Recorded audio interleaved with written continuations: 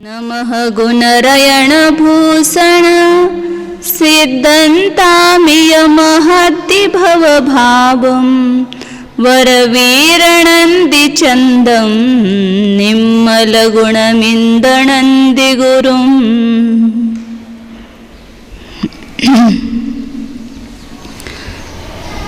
त्रिकरण चूली का अधिकार है। इसमें 21 प्रकृतियों के मोह के क्षय और उपशमन में निमित्तभूत 3 करण परिणामों का स्वरूप बता रहे हैं।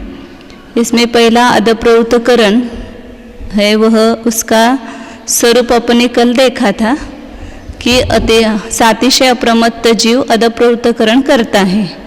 तो वहाँ अदप्रवृत्त करण में किस प्रकार हर समय में असंख्यात लोक प्रमाण परिणाम होते हैं और पूरे अदकरण काल में सब मिलकर के भी असंख्यात लोक प्रमाण परिणाम है और एक एक समय के भी असंख्यात लोक प्रमाण है। और उस एक एक समय के जो अपने असंख्यात खंड किए उसके एक एक खंड में भी असंख्यात लोक प्रमाण परिणाम पाए जाते हैं, क्योंकि जब अपना अर्थ संदृष्टि से देखते हैं तो वहाँ असंख्यात लोक गुणकार सब जगह है और उसको भागा और गुणकार क्या है, केवल अंतर्मुहूर्त है।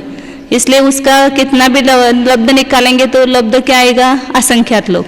इसलिए चय का प्रमाण भी जब देखते तो असंख्यात लोक भाज्य राशि है ना, और भागा राशि क्या है, पद का वर्ग और संख्यात है। इसलिए उसको भाग देंगे तो असंख्यात लोक ही लब्ध आएगा।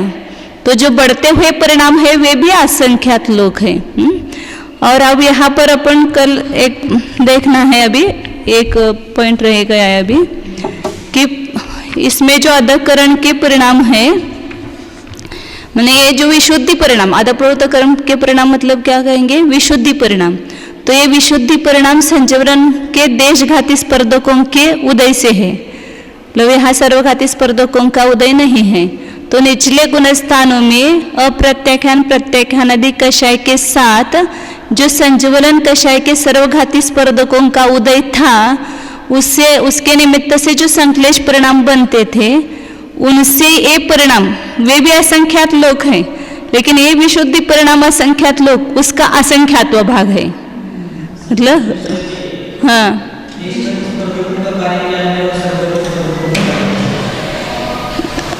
संजवलन के सर्वघाती स्पर्धकों का कार्य निचले जब गुणस्थानों में अपन देखते हैं तो उसके समान ही उसका कार्य हो जाता है।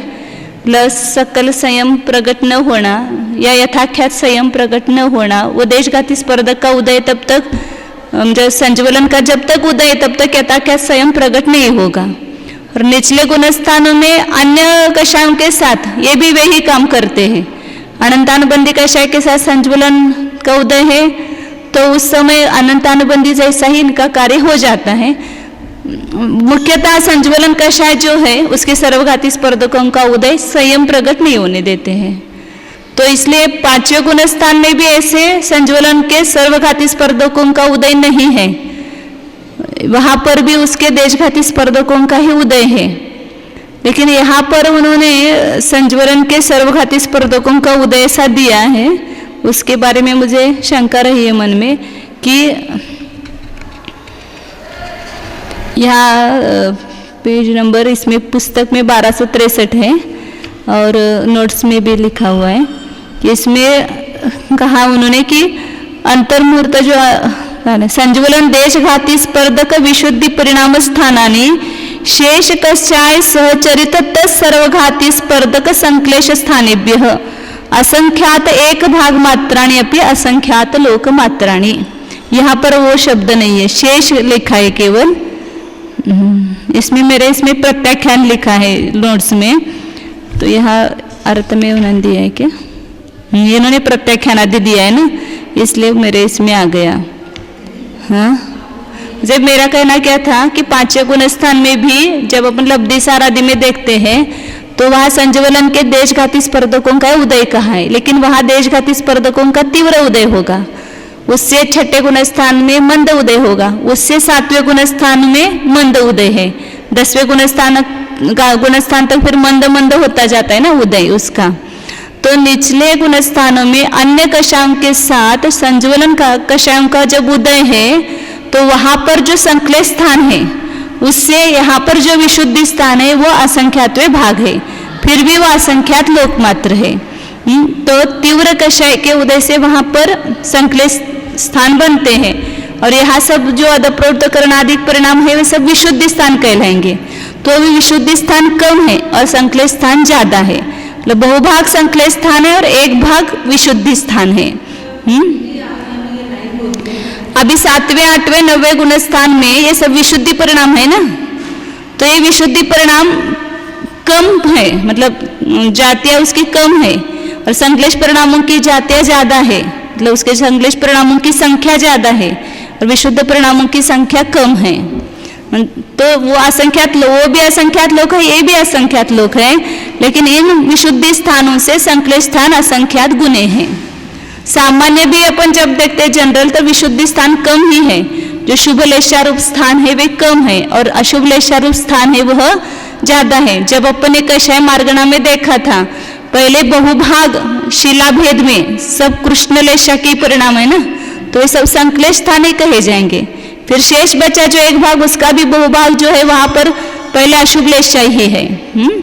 इसलिए विशुद्धि स्थान बहुत कम है, ये बताना है। अब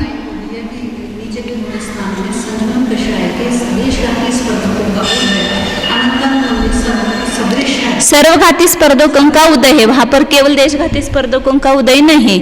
चौथे गुणस्थान तक तो संज्वलन के सर्वघाती स्पर्धकों का उदय है। 5वें गुणस्थान से वहां संज्वलन के सर्वघाती स्पर्धकों के उदय का अभाव हुआ और देशघाती स्पर्धकों का उदय होने लगा, और 6ठे गुणस्थान में भी उसके देशघाती स्पर्धकों का ही उदय है।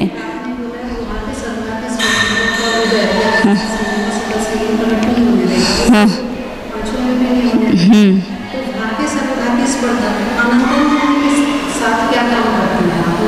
अपना अपना काम करते हैं वहां पर भी। हाँ, इनका कार्य कुछ दिखाई नहीं देगा ना, लेकिन वहां पर भी सकल संयम कहाँ व्यक्त है। जब पहले दूसरे तीसरे चौथे गुण स्थान में संज्वलन का उदय है, तो वहां पर सकल संयम व्यक्त नहीं है ना, सर्वघाती स्पर्धकों का उदय है। तो आपके 5वें गुण स्थान में विशुद्ध परिणाम से सर्वघाती स्पर्धकों का 5वें में सर्वघाती स्पर्धकों का उदय। लेकिन वहां प्रत्येक अनावरण का उदय होने से देश संयम सकल संयम प्रकट नहीं होता है। हाँ। हाँ।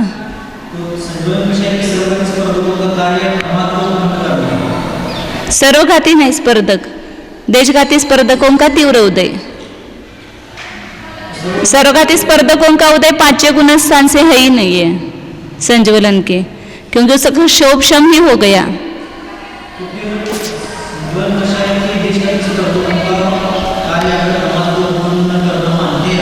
हाँ हाँ,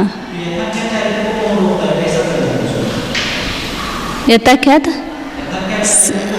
हाँ, यथा क्या चारित्र को तो संज्वलन रोक रहा है ना। संज्वलन का एक उदय, संज्वलन कषाय का उदय है, तब तक यथा क्या संयम प्रकट नहीं होगा। थोड़ा भी सूक्ष्म भी उदय है, तब तक यथा क्या संयम प्रकट नहीं होता है। तो ये संज्वलन के तो तीव्र उदय का कार्य उसमें प्रमाद उत्पन्न करना, संयम में सकल संयम के साथ में जो प्रमाद मिश्रण आचरण है वो उसके देशघाती स्पर्धक के तीव्र उदय का कार्य है। और 7वें गुण स्थान में वो उदय मंद होता है, इसलिए प्रमाद उत्पन्न नहीं होता है। फिर 10वें गुण स्थान तक उसका उदय है तो यथा क्या संयम प्रकट नहीं है। फिर संज्वलन के उदय का अभाव होता है तो वह यथा क्या संयम प्रकट होता है। तो यहाँ पर वो विशुद्धि स्थान कम है, तो संक्लेश स्थानों का असंख्यात्व भाग प्रमाण है, ये बताया। तो इसमें ये जो परिणाम है प्रत्येक समय में आए हुए अदप्रवृत्तकरण के, तो उसमें भी एक एक समयों में जो आए हुए असंख्यात लोक प्रमाण परिणाम है, इसमें असंख्यात लोक मात्र षड स्थान वृद्धि से आए हुए ये परिणाम है। और एक एक खंड में भी जो परिणाम है वे भी असंख्यात लोक मात्र षड स्थान वृद्धि से आए हुए परिणाम है। मतलब सबसे जो जघन्य परिणाम है 1 नंबर का, उसको अपन बोर्ड पर ही देखते हैं। तो यहाँ पर ये जो अधकरण के पहले समय के परिणाम है, कुल परिणाम कितने हैं? असंख्यात लोक है जो अपने अर्थ संदृष्टि से निकाले हुए। तो इसमें ये परिणाम जो है असंख्यात षड स्थान वृद्धि से आए हुए हैं। इसका अर्थ क्या कि 1 से लेकर के 162 तक ये परिणाम है। तो इसमें से सबसे जघन्य जो परिणाम है, मतलब यहीं पर यहाँ पर ये जो पहला खंड है इसमें 100 लेकर के इसमें से 39 परिणाम तक अपने लिया है। तो 1 नंबर का परिणाम जो है वो इसके पूर्व में हुआ जो परिणाम है अधकरण के पहले, उससे अनंत गुना है, विशुद्धि रूप है, इसलिए इसको क्या कहते हैं, अष्टांक। ये जो पहला परिणाम है वो कैसा है, अष्टांक रूप, माने अनंत गुणवृद्धि रूप। प्रत्येक खंड का पहला परिणाम अष्टांक रूप है, अंतिम परिणाम उर्वंक रूप है। हाँ, अभी अपन इसमें ज्ञान मार्गणा में 6 प्रकार की वृद्धि देखी है। कौन कौन सी बताई? शुरुआत कहाँ से करेंगे अपन? संक्षेप में उर्वंक, फिर दूसरा है चतुरंक, पंचांक, षडंक, सप्तांक और अष्टांक। ये षड वृद्धि है। उर्वंक मतलब क्या है? अनंत भाग वृद्धि है। और यह 4 मतलब असंख्यात भाग वृद्धि,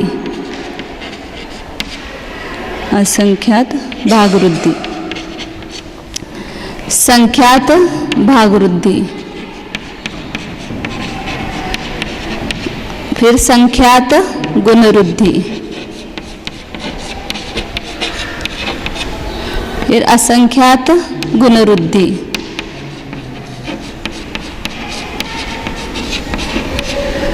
और अनंत गुणवृद्धि।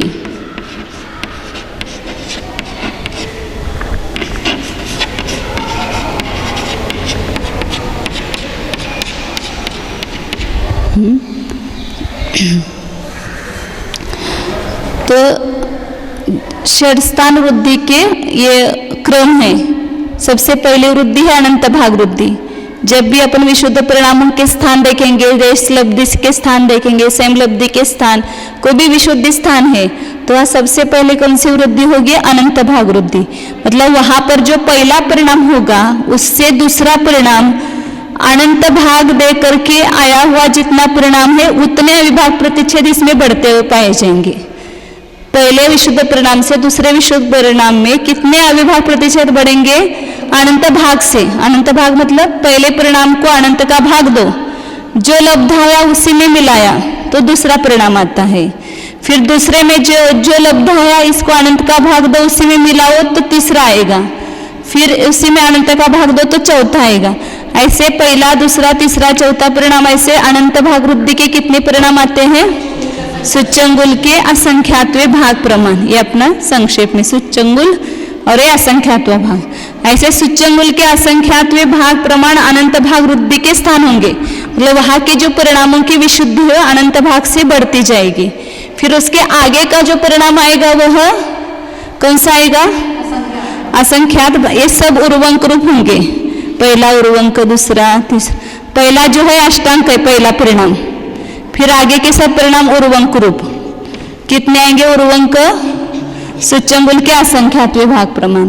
फिर उसके बाद एक बार क्या होगी? असंख्यात भाग वृद्धि। मतलब जो यहाँ पर परिणाम है उसको असंख्यात का भाग दो, उसी में मिलाओ तो कौन सा आएगा? असंख्यात भाग वृद्धि का परिणाम आएगा। फिर वापिस अनंत भाग वृद्धि होगी। मतलब आगे का जो परिणाम होगा ये बहुत, इसमें वृद्धि ज्यादा है, अविभाग प्रतिच्छेद अधिक बढ़ गए। यहाँ पर वापिस अनंत भाग वृद्धि के सूच्यंगुल के असंख्यात भाग स्थान जाएंगे। फिर वहां पर ये दूसरे असंख्यात भाग वृद्धि। फिर इसी प्रकार बीच बीच में सूच्यंगुल का असंख्यात भाग प्रमाण अंत भाग वृद्धि के स्थान जा करके असंख्यात भाग वृद्धि सूच्यंगुल के असंख्यात भाग प्रमाण होगी। ये भी कितनी बार हुई? सूच्यंगुल के असंख्यात भाग बार हुई। वापिस अनंत भाग वृद्धि होती है, फिर वहां जाकर के संख्यात भाग वृद्धि होती है। फिर वहां यहाँ परिणाम इन सब से ज्यादा बढ़ गए, यहाँ अविभाव प्रतिच्छेद। इस प्रकार वापिस ये यहाँ तक जो प्रोसीजर की वैसे वहां आगे होती जाएगी। सब ज्ञान मार्गणा में अपन ने डिटेल देखा हुआ है, वापिस आप देखेंगे बाद में, वहां पर डिटेल आएगा। यहाँ पर अपना ये समझना है केवल इस प्रकार संख्यात भाग वृद्धि होगी। ये भी सूच्यंगुल के असंख्यात भाग बार जब होगी तब ये एक बार होगी संख्यात गुणवृद्धि। संख्यात गुणवृद्धि भी सूच्यंगुल के असंख्यातवें भाग बार होगी, तब एक बार असंख्यात गुणवृद्धि होगी। असंख्यात गुणवृद्धि, लेकिन बीच में सब उसके पीछे जितने स्थान गए वैसा होकर ही दूसरी बार तीसरी बार ऐसा होगा। और फिर यह संख्यात सूच्यंगुल के असंख्यातवें भाग बार होगी, तब अनंत गुणवृद्धि एक बार होती है। और जब अनंत गुणवृद्धि होती है लास्ट, बीच में सब उर्वंक, फिर ये सब षडांक ऐसे आएंगे बीच में सब। अब वो सब लिखना में देर लगेगी। तो यहाँ अष्टांक आया, तो यहाँ पर दूसरी षड स्थान वृद्धि प्रारंभ हुई। यहाँ तक जो परिणाम हुए कितने हुए, वो सूच्यंगुल के असंख्यातवें भाग, एक अधिक सूच्यंगुल के असंख्यातवें भाग को का वर्ग और घन इसका परस्पर गुना करो। एक अधिक सूच्यंगुल का असंख्यात भाग, एक अधिक सूच्यंगुल का असंख्यात, ऐसे 5 बार रखो, परस्पर गुना करो, तो जो लब्ध आएगा उतने एक षड स्थान वृद्धि के अंतर्गत परिणाम आएंगे। यहाँ एक षड स्थान वृद्धि समाप्त हुई। फिर इसके बाद दूसरी षड स्थान वृद्धि चालू होगी। उस अष्टांक में वापस अनंत भाग वृद्धि, असंख्यात भाग वृद्धि, संख्यात भाग वृद्धि, ऐसे दूसरी षड स्थान वृद्धि होगी। फिर तीसरी षड स्थान वृद्धि होगी। ऐसे यहाँ पर 1 से लेकर के अपने 39 ये बहुत छोटी संख्या है। जो असंख्यात लोकमात्र परिणाम इस प्रथम खंड में प्राप्त होते हैं, उसमें असंख्यात लोकमात्र षड स्थान वृद्धि होगी। इतने परिणाम उसमें पाए जाएंगे एक खंड में। यहाँ पर 1 वृद्धि होगी, फिर 2, 3, 4, 5 ऐसे। इसका लास्ट का परिणाम आने तक कितने वृद्धि होगी? असंख्यात लोक प्रमाण षड स्थान वृद्धियां होगी, एक षड स्थान वृद्धि नहीं, असंख्यात लोक प्रमाण षड स्थान वृद्धियां होगी। तो ये लास्ट का जो परिणाम होगा वह असंख्यात लोक मात्र षड स्थान वृद्धि को उल्लंघन करके जो अंतिम उर्वंक रूप आएगा, इस अष्टांक के पहले उर्वंक आता है, तो ये लास्ट का उर्वंक होगा। और अगला जो 40वां परिणाम है वो अष्टांक रूप होगा। यहाँ एक ही वृद्धि होगी ना, इसका जो लास्ट का परिणाम है उससे यहाँ 40वां परिणाम है, उसमें क्या होगा? एक अनंत गुण वृद्धि होकर के ये परिणाम आएगा। फिर इसके बीच में असंख्यात लोक प्रमाण षड स्थान वृद्धियां होगी और ये लास्ट में उर्वंक रूप आएगा। फिर इसका एक बार अनंत गुणा करेंगे तो इसका 80वां परिणाम आएगा। फिर इस प्रकार असंख्यात लोक प्रमाण षड स्थान वृद्धियां आएगी। फिर 121 से 162, मतलब ये जगन्य परिणाम जो है वह असंख्यात भाग अनंत भाग वृद्धि रूप है, अनंत गुण वृद्धि रूप है। और लास्ट का परिणाम है वो अनंत भाग वृद्धि रूप है। मतलब पीछे के विशुद्ध परिणाम में अनंत भाग वृद्धि होकर के आया हुआ, और ये 40वां परिणाम है वो पीछे के विशुद्धि परिणाम से अनंत गुना है। तो इसलिए क्या कहा यहाँ? जगन्य से, पहले खंड के जगन्य से पहले खंड का उत्कृष्ट परिणाम कितना गुना है? अनंत गुना है। कितना अनंत गुना है? जितनी यहाँ षड स्थान वृद्धियां हुई है उतनी बार अनंत गुना होकर के आया हुआ परिणाम है, एक बार अनंत गुना नहीं है। यहाँ पर बीच में असंख्यात षड स्थान वृद्धियां होगी। हर षड स्थान वृद्धि में एक एक अष्टांक होता है। हर एक षड स्थान वृद्धि में क्या होता है? एक अनंत गुण वृद्धि होती है। असंख्यात गुण वृद्धि कितनी होती है? सूच्यंगुल का असंख्यात भाग प्रमाण। संख्यात भाग वृद्धि कितनी होती है? सूच्यंगुल के असंख्यात भाग को एक अधिक सूच्यंगुल के असंख्यात भाग से गुना करो। एक एक बढ़ता जाएगा। अब वापिस यहाँ एक अधिक सूच्यंगुल के असंख्यात भाग का गुना करो तो इतनी संख्यात भाग वृद्धि होगी। असंख्यात भाग वृद्धि कितनी होगी? एक षड स्थान में सूच्यंगुल का असंख्यात भाग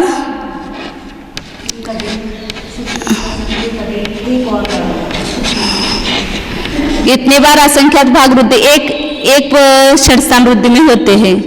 अनंत भाग वृद्धि 4 बार इसको गुना करेंगे। एक अधिक करना सब में। हाँ, तो इतने अनंत भाग वृद्धियां एक षड स्थान में होती है, इतनी असंख्यात भाग वृद्धि एक षड स्थान में होती है, और सब मिला करके जोड़ करेंगे तो इतना होगा। मतलब यहाँ जो अपन एक अधिक यहाँ बढ़ाते हैं ना, उसमें ये सब आ जाते हैं, मैंने एक की इतनी वैल्यू है वहाँ पर। मतलब यहाँ पर अपन जैसे अंकगणित से समझते हैं ना, एक षड स्थान में एक हुआ, सूच्यमूल का असंख्यात भाग अपने 2 माना है, 2। फिर यहाँ संख्यात गुणवृद्धि 2 गुणित 1 अधिक सूच्यमूल का असंख्यात भाग 3 हुए, 2 गुणित 3 गुणित 3, 2 गुणित 3 गुणित 3,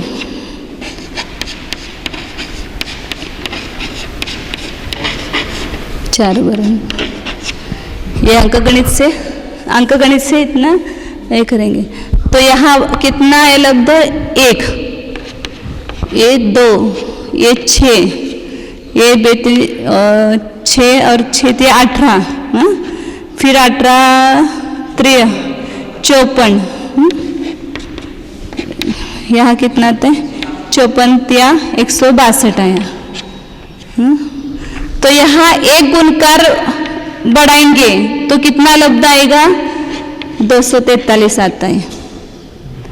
3 गुना 3 9 9 3 27 27 3 84 आणि 81 नाही काय चुकलं, ठीक है 243 आ गया ना, 81 नहीं है। हाँ 81 आया ना यहाँ, 81 3 243, मतलब यहाँ 2 है तो कितना है 162, और इसमें वापिस ये सब मिलकर के 81 होंगे। मतलब कभी कभी अपने को एक अधिक उसके ऊपर है तो उसका कितना अमाउंट है वो समझ में नहीं आता है ना। तो यहाँ एक की कीमत जो है वो सब इतनी है पूरी, मतलब इतने, क्योंकि अपन 5 बार रखेंगे तो कुल सब परिणाम आएंगे ना। अनंत भाग वृद्धियां जो है वो पहले सूच्यमूल के असंख्यातवें भाग को 4 बार एक अधिक सूच्यमूल के असंख्यातवें भाग से गुना करने पर आती है, और सब वृद्धियां मिला करके एक अधिक सूच्यमूल का असंख्यातवां भाग 5 बार रख करके परस्पर गुना करने से आती है। तो यहाँ एक अंक संतुष्टि से 3 गुना ये किया अपने तो 243 है, तो इन सबका जोड़ 243 है।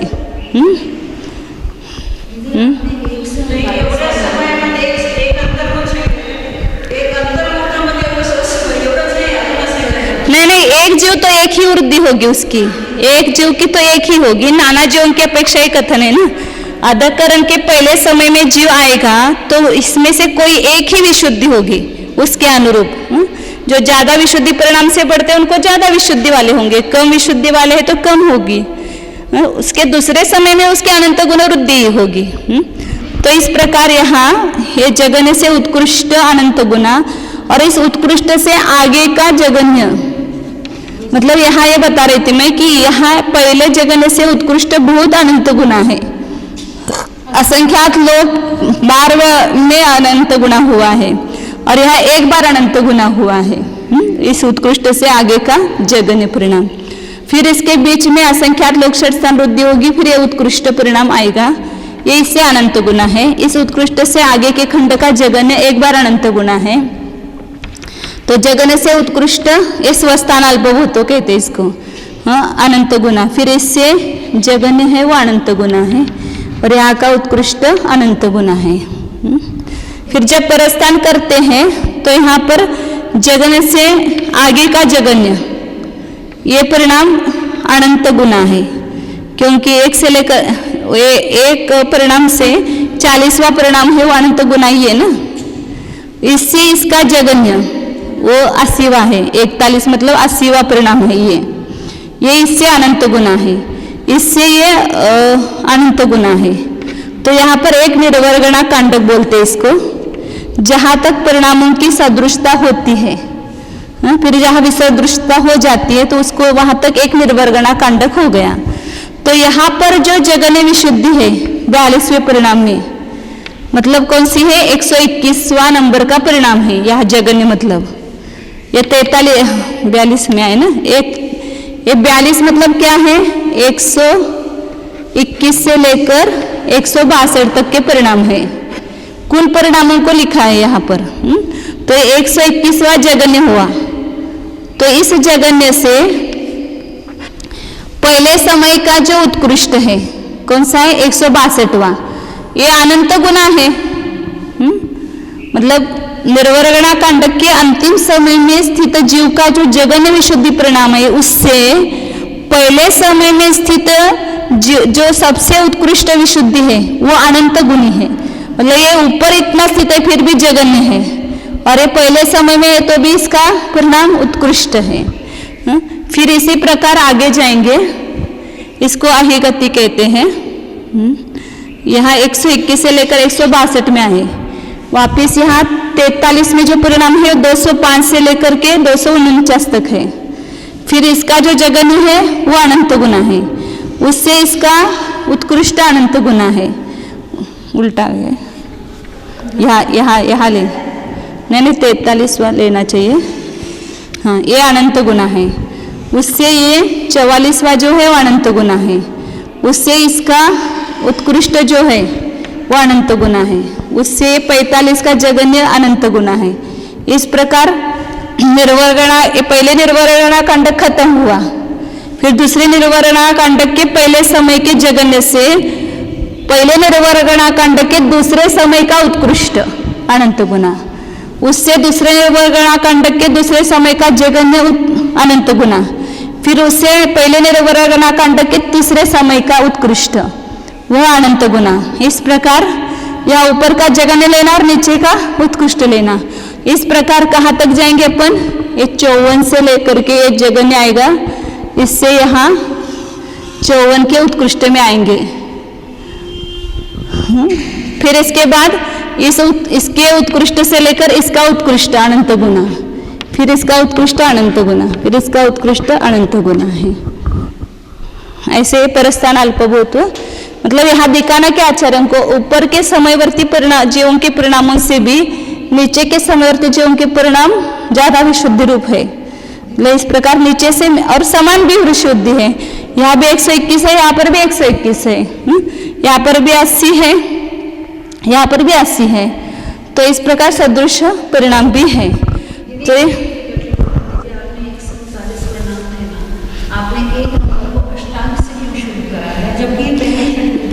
बराबर है ना। तो ये पिछले जो परिणाम है पूर्व अवस्था में हुए उससे अनंत गुना है ना, ये मैंने बताया ना पहले ही। पूर्व के परिणामों से अनंत गुना है। जब आप 1 से 2 नंबर के परिणाम में आएंगे तो उसमें कितनी शक्ति वृद्धि हो जाएगी?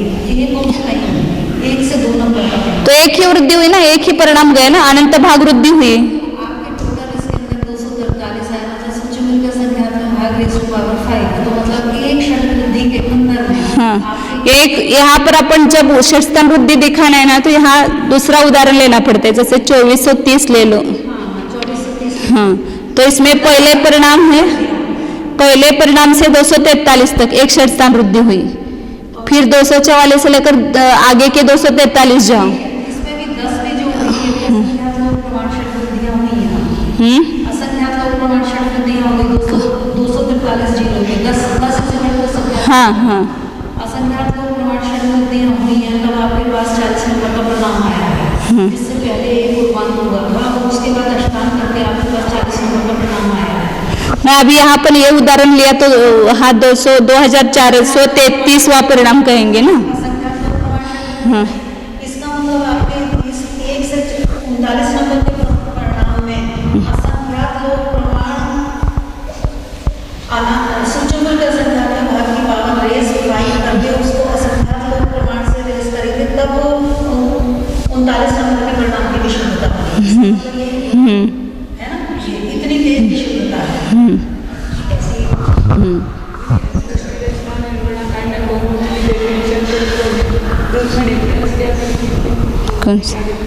किसमें अनुकृष्ट रचना, मतलब इसको तिर्यक रचना को अनुकृष्ट रचना कहते हैं। एक एक समय के अपने जितने खंड बनाए उसको कहते हैं अनुकृष्ट रचना, और जहाँ तक वो परिणाम मिलते हैं वहाँ तक के समयों का एक ग्रुप किया उसको निर्वरणांडक कहा।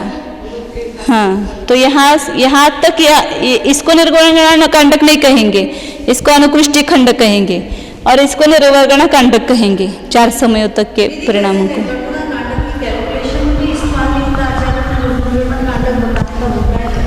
वही ना, जिस समय तक परिणाम मिलते हुए पाए जाते हैं, बस कैलकुलेशन में वो मतलब एक समय के उतने ही खंड बनेंगे, जितना निर्वर्ण खंड का परिणाम है परिमाण है उतना ही एक समय के खंड बनेंगे। एक से जब आप 39 नंबर परिणाम पे आते हैं तो वो बहुत ज्यादा विशुद्ध हो गया, संख्या वो ज्यादा विशुद्धि वाला परिणाम है। किसी चीज के मैं ये कह रही थी जो विशुद्धि बढ़ती है वो ये विशुद्धि ये तो है नहीं कि एक समय में एक ही बढ़ेगी, बहुत सारी एक समय में वो अलग ही जीव होगा ना, 2 जीव अलग होंगे ना, जगन विशुद्धि वाला जीव अलग होगा और ज्यादा विशुद्धि वाला परिणाम वाला जीव अलग होगा।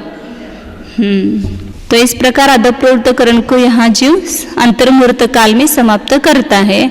तो एक जीव की अपेक्षा से तो देखा अपने अनंत गुना वृद्धियुक्त ही परिणाम होगा, लेकिन अनेक जीवों की अपेक्षा तीनों कालों में जो जो अधप्रवृत्तकरण को प्राप्त होने वाले जीव है उन सब में भी इससे ज्यादा कम विशुद्धि नहीं होगी, इससे बढ़ती हुई विशुद्धि नहीं होगी। इस कैटेगरी के ही परिणाम यहाँ अधप्रवृत्तकरण में होंगे। पहले समय में उदाहरण से लिया 1 से लेकर 162, इन्हीं विशुद्धि परिणाम में से किसी भी जीव को विशुद्धि परिणाम होंगे, इसके ज्यादा विशुद्धि नहीं होगी, इससे कम भी विशुद्धि नहीं होगी। दूसरे समय में भी 139 लेकर 1 से लेकर के 39 तक की छोड़ दो, इतनी जगन विशुद्धि आगे कभी नहीं होगी। फिर उसके आगे की 40 से लेकर के 205 तक उतनी विशुद्धि होगी। इस प्रकार ये नाना जीवों की अपेक्षा से अधप्रवृत्तकरण ये नाम प्राप्त होता है। कहाँ पर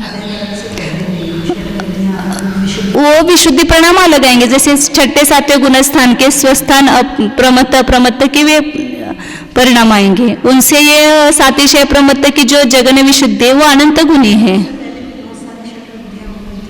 वो बोल रहे ना, वो विशुद्धि स्थान अपन कौन सा लेंगे, सामायिक छेदोपस्थापना के जो विशुद्धि के परिणाम है उसमें से नीचे के परिणाम आएंगे ना उसमें।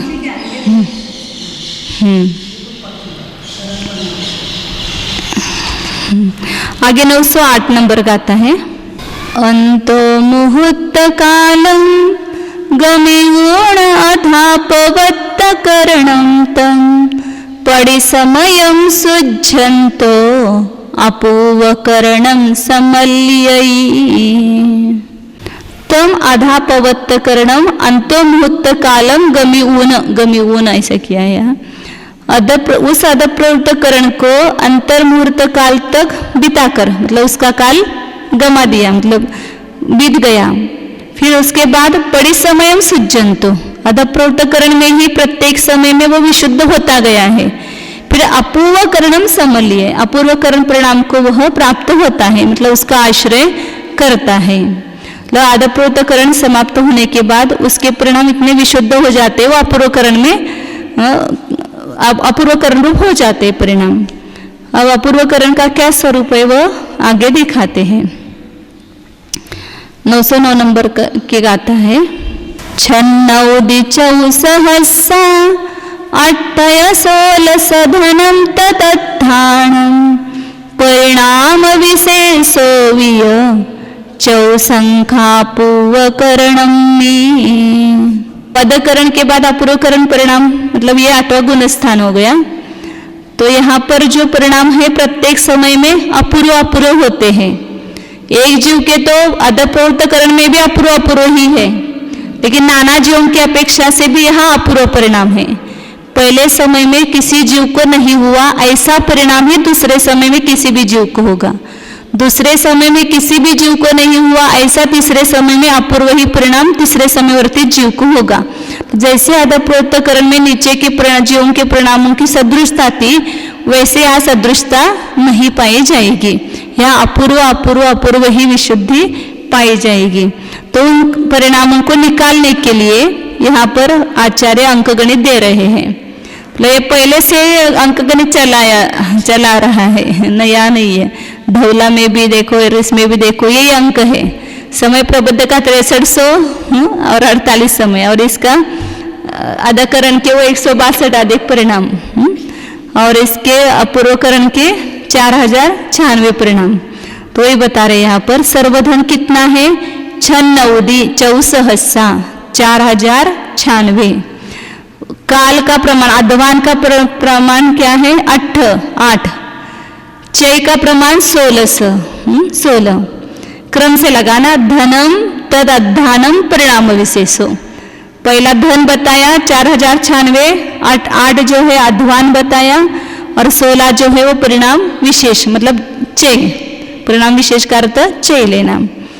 और चौ संख्यात की संख्या यह 4 लेना, और अधकरण में 3 बताई थी, यहाँ संख्यात की संख्या 4 लेना। अपूर्वकरण में ये अंक माने हुए हैं।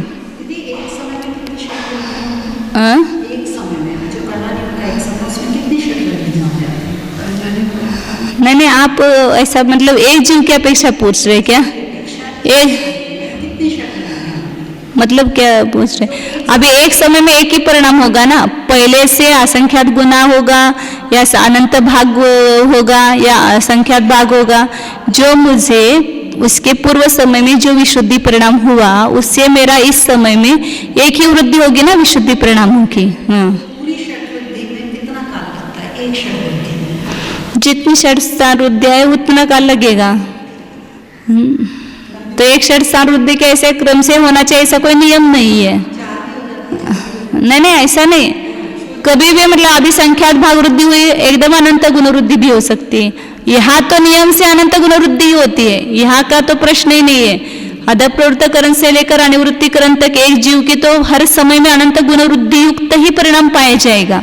लेकिन अन्य समयों में जैसे सामान्य विशुद्ध परिणाम है, तो वहाँ कभी असंख्यात से जैसे अब देश संयम लब्धि स्थान है, मतलब 5वां गुण स्थान है, तो कभी हानि भी होती है, कभी वृद्धि भी होती है, और उसमें कभी असंख्यात भाग वृद्धि होगी, कभी असंख्यात भाग हानि होगी, कभी संख्यात भाग वृद्धि होगी, कभी संख्यात भाग हानि होगी। इसलिए उसके अनुसार ही गुण श्रेणी का द्रव्य भी बताए ना, जैसे आपकी विशुद्धि कम ज्यादा होगी वैसे गुण श्रेणी का द्रव्य जो है वो भी कम ज्यादा लिया जाता है। तो इसलिए एक जीव की तो एक समय में एक ही वृद्धि होगी। अब इस प्रकार वर्णन किया जाता है कि एक साथ 12 षट हानि और षट वृद्धियां तो अनेक गुणों की अपेक्षा से लगा सकते हैं। किसी गुण, सभी गुण के षट्स्थान वृद्धियां चल रही है ना, गुणों के परिणमन में षट्स्थान वृद्धियां चल रही है। तो किसी ज्ञान गुण जो है उसमें असंख्यात भाग वृद्धि हुई, दूसरे चारित्र गुण है उसमें संख्यात भाग वृद्धि हुई, या दूसरे और कोई गुण है वीर्य गुण है उसके अनंत गुण वृद्धि हुई। ऐसा मतलब अलग अलग गुणों की अपेक्षा से एक जीव में एक समय में षट्स्थान जो सब भी पाए जा सकते हैं। हाँ, मतलब एक गुण की तो एक ही वृद्धि होगी। हाँ, अनंत गुणों की अपेक्षा से अनेक प्रकार की वृद्धि एक साथ पाई जा सकती है।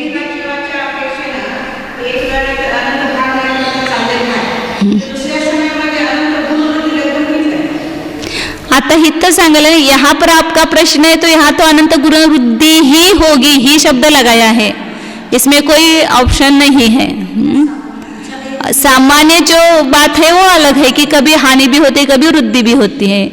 छठे सातवें गुणस्थान, सातवें गुणस्थान में गए परिणामों की विशुद्धि हुई, ज्यादा वृद्धि हुई, फिर छठे गुणस्थान में आए तो हानि हुई विशुद्धि की। ऐसे छठे सातवें गुणस्थान में चलता रहता है, और पांचवें गुणस्थान में भी ऐसे होता रहता है। लेकिन जब भी कर्म परिणाम होंगे, जैसे आपके 11 स्थान में उस समय षट्वृद्धियां होंगी, पूछ रहे हमारे प्रश्न कर रहे हैं, जब कर्म परिणाम 11 स्थान आपने निर्मलता के बताया ना, बराबर है क्या? तो जरूरी षट्वृद्धियां होंगी ना परिणाम विशुद्ध में। अभी आप वापिस वो क्या है उसका बराबर लॉजिक समझ लो, तो वो समझ, ये षट्स्थान वृद्धियां मतलब कुल जो परिणाम होते हैं उसमें ये वृद्धियां सब बताते हैं।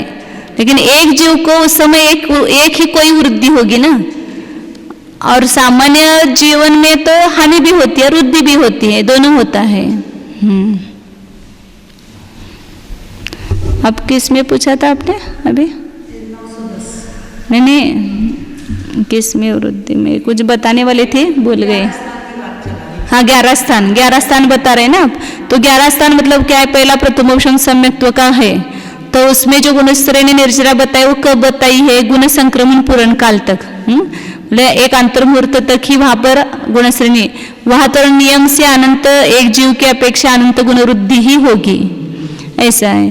फिर देह स्वयं लब्धि के निमित्त से जो गुणश्रेणी होगी तो वह जीवन पर्यंत चलती रहती है, तो इसमें हानि भी होती है वृद्धि भी होती है, तो वहां नियम से वृद्धि होगी ये नियम नहीं है। हानि और वृद्धि के अनुसार उसमें गुणश्रेणी में भी हानि वृद्धि होती है, सकल संयम में भी वैसा ही है। लेकिन जब अदब प्रवृत्तकरण आदि में कहेंगे तो वहां पर परिणामों की वृद्धि अनंत गुणी वृद्धि होती जाती है, 10वें गुणस्थान तक 12वें गुणस्थान तक अनंत गुणी एक जीव की अपेक्षा वृद्धि ही। ये नाना जीवों की अपेक्षा से षठ स्थान वृद्धि होगी, एक जीव की अपेक्षा से तो जहां जो संभव है वो अनंत गुण वृद्धि ही होगी। या सकल संयम देश संयम के निमित्त से वहां भाग 4 प्रकार की भाग हानि भी होती है और 6 प्रकार की हानि भी वृद्धि होती है और वृद्धि भी, लेकिन द्रव्य की अपेक्षा से 4 ही प्रकार लेते हैं वहां पर। वो सब लब्धिसार में आया हुआ है। आगे ये आपके पास जैसे दुकान में माल रहता है ना अनेक प्रकार का, कोई कम दर्जे का, कोई उससे उच्च दर्जे का, उच्च दर्जे का, सब दिखाते माल। इस प्रकार आपको ये सब अदब प्रवृत्तकरण के जितने दर्जे हैं वो सब दिखाए हैं, इसमें से जो जिस जीव को चुनना है वो चुनो, मतलब उस जीव की जितनी विशुद्धि है वो एक परिणाम होगा उसको। अब यहाँ अपूर्वकरण के परिणामों का गणित कर रहे हैं, एक और गाथा पढ़ते हैं इसके। 910 नंबर गाथा है। अंतो मुहूर्तमेते पड़ी समयम संखलोग परिणामा कम उड्ढा पूव गुणे अनुकड्ढे नत्ति नियमेन। अंतो मुहूर्तमेते अंतर मुहूर्त मात्र में, प्रत्येक समय में, इसका काल कितना है अंतर मुहूर्त, अपूर्वकरण का काल अदब प्रवृत्तकरण से संख्यात्वा भाग ऐसा अंतर मुहूर्त है, उसमें प्रत्येक समय में परिणाम कितने हैं असंख्यात लोग प्रमाण है, और वे कैसे है कम उड्ढा क्रम से वृद्धिंगत है। पहले समय में जितने विशुद्धि के परिणाम है उससे कुल परिणाम दूसरे समय में एक चय अधिक है, दूसरे से तीसरे में एक चय अधिक है, उसको कहते हैं क्रमरुद्ध। जब भी चय रूप से बढ़ते रहते हैं या कम होते तो वहां पर क्रमरुद्धि या क्रम हानि ऐसा शब्द आता है। ये अपूर्व गुणे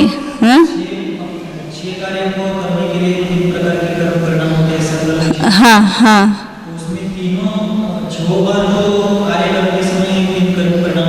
हाँ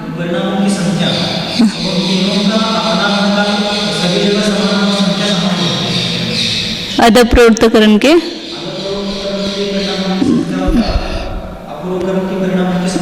काल तो कम कम होता है, ये नियम है वहां पर, मतलब पहले प्रथमोपम सम्यक्त्व के लिए जितना करण काल है वो बड़ा है, उससे आगे आगे के काल छोटा है, क्योंकि वहां पर अपने देखा कि गुणश्रेणी आयाम जो है वो आगे आगे छोटा छोटा होता जाता है, इसका अर्थ 3 करण परिणाम का काल कम है, इसलिए वो आयाम छोटा हुआ। अब वो कुल परिणामों की संख्या जो है उसको ऐसा ये करके दिया हुआ नहीं है, तुलना मतलब करके कि इसके कम है इसके ज्यादा है।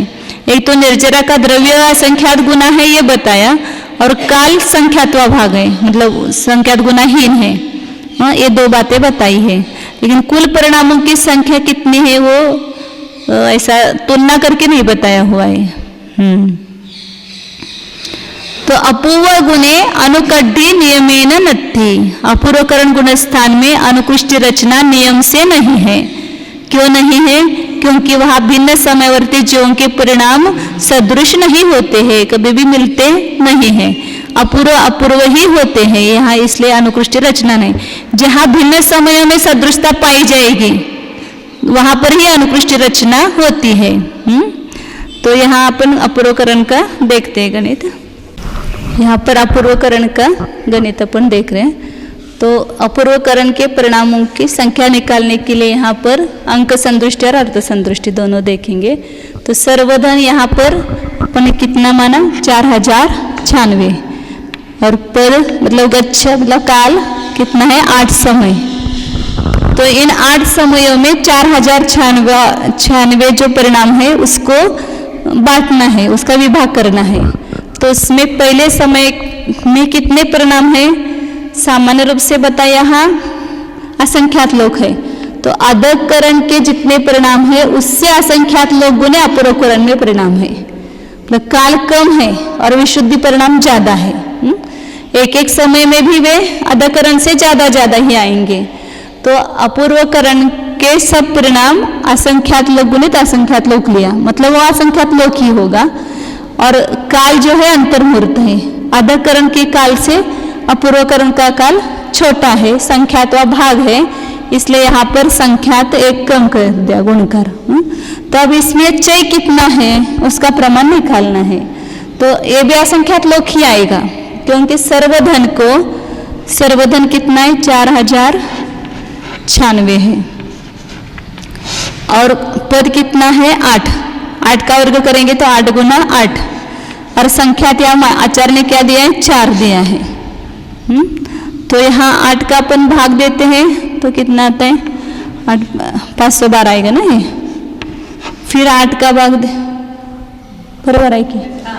हाँ, 8 का भाग दिया तो 8 संग 48 साइनर ना, 8 संग 48 64 आएगा। 3 बज गया, 8 चौक 32 64 आया। फिर 4 का भाग दिया 16 आया, 16 चौक। तो चय का प्रमाण यहाँ कितना आया? 16 आया। माना हुआ ये कल्पित। ऐसे अर्थ संदृष्टि से देखेंगे तो असर्वधन असंख्यात लोक गुणित असंख्यात लोक है, और इसको पद क्या है? अंतर्मुहूर्त। और उसका वर्ग करना है तो 2 बार लिखेंगे, और संख्यात का भाग दिया। ये क्या हुआ? चय का प्रमाण हुआ। जो संख्या वो खाली रखना है सूत्र के अनुसार। अब चय धन क्या आएगा? तो यहाँ चय धन का सूत्र लिखा, पद -1/2 गुणित चय गुणित गच्छ, ये बराबर चय धन आता है। तो कुल मतलब पहले समय में कितने परिणाम? इससे इसमें कितने बढ़ेंगे? 16, उससे इसमें और 16 बढ़ेंगे। इस प्रकार 16 बढ़ते हुए पाए जाएंगे। तो इन सब जयों का जो जोड़ हुआ वो कितना होगा? वो सूत्र के माध्यम से यहाँ निकालते हैं। तो पद कितना है? 8। 8 - 1 किया 7/2 गुणित चय का प्रमाण आया 16, गच्छ का प्रमाण 8 और ये 7 है। 7 गुना 64, 88 64, तो कितना है? 7 चौक 28, 2 7 सकम 42 और 2 44, 448 आया। क्या आया? यह चय धन। यहाँ अंक अर्थ संदृष्टि में साथ साथ देखते जाते हैं। क्या करना? पद क्या है? अंतर्मुहूर्त, उसमें -1/2 गुणित चय। तो चय ऐसे ही रखेंगे पूरा, असंख्यात लोक गुना असंख्यात लोक अंतर्मुहूर्त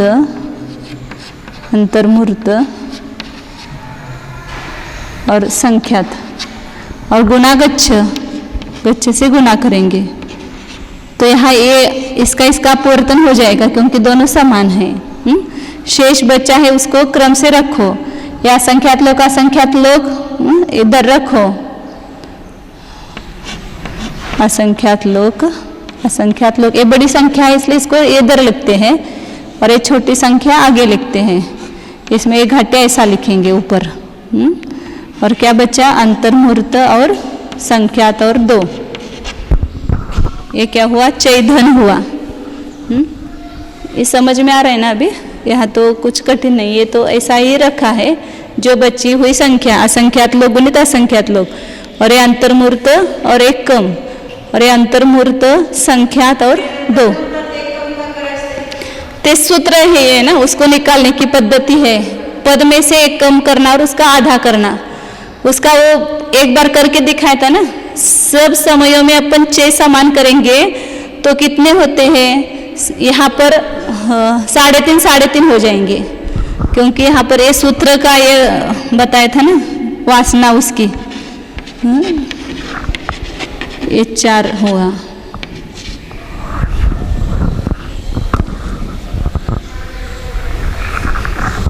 यहाँ पर 6 5 है, यहाँ पर 6 है 6,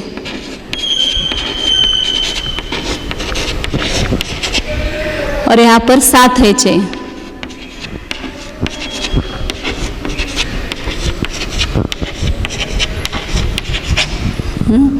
अब इनको अपन क्या करते हैं सब में समान करने के लिए,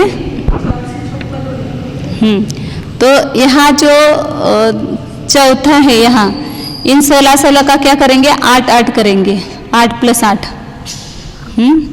ये सब में 8 + 8 करेंगे, आधा आधा 6 हो गया।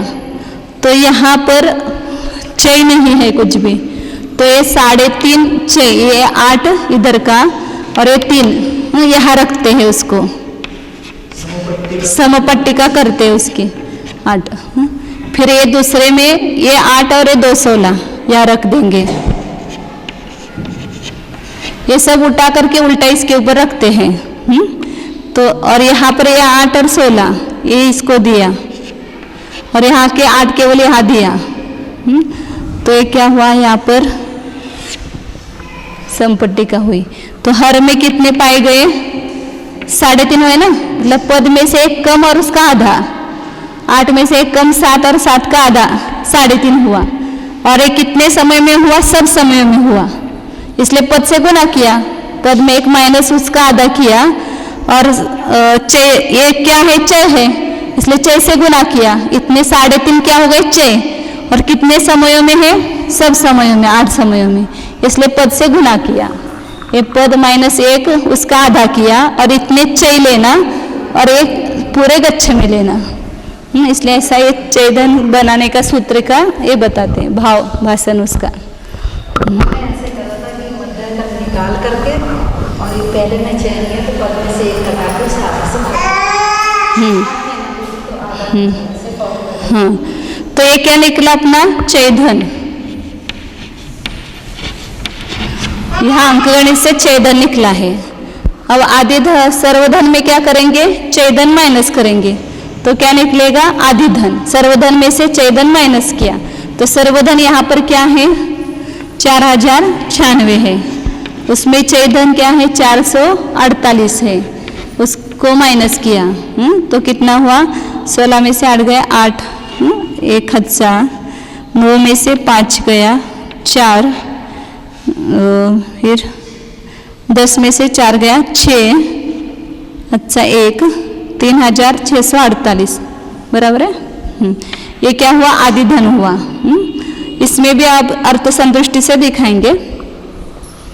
यह सर्वधन क्या है असंख्यात लोक गुणित असंख्यात लोक है, माइनस चैधन, ये चैधन असंख्यात लोक गुणित असंख्यात लोक गुणित अंतर्मुहूर्त, एक कम नीचे अंतर्मुहूर्त संख्यात और 2 6 में से। अब यहाँ क्या करेंगे, क्या करने अगली स्टेप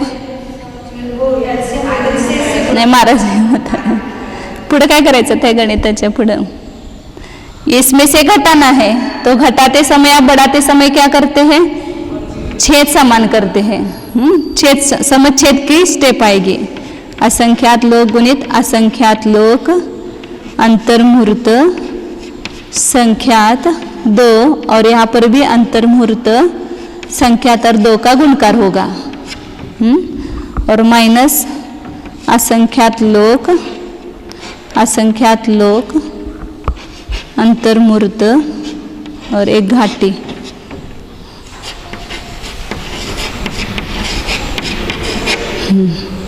तो यहाँ क्या करेंगे, ये एक का प्रमाण अलग रखेंगे। असंख्यात लोक गुना असंख्यात लोक और 2, तो एक घाटी निकल गया। तो इसमें समान संख्या निकालेंगे अब। कौन कौन सी संख्या समान है? असंख्यात लघु गुणित असंख्यात लघु गुणित अंतर्मूर्त, इतनी संख्या समान है। असंख्यात लोग और असंख्यात लोग गुणकार में समान है और भागार्थ समान है। अंतर्मूर्त संख्यात और 2। अब इसमें ये सभी संख्या समान निकाली, इसका एक गुणकार अवशेष है यहाँ पर। तो उस एक गुणकार को जो शेष बचा हुआ गुणकार है उसमें घटा देंगे।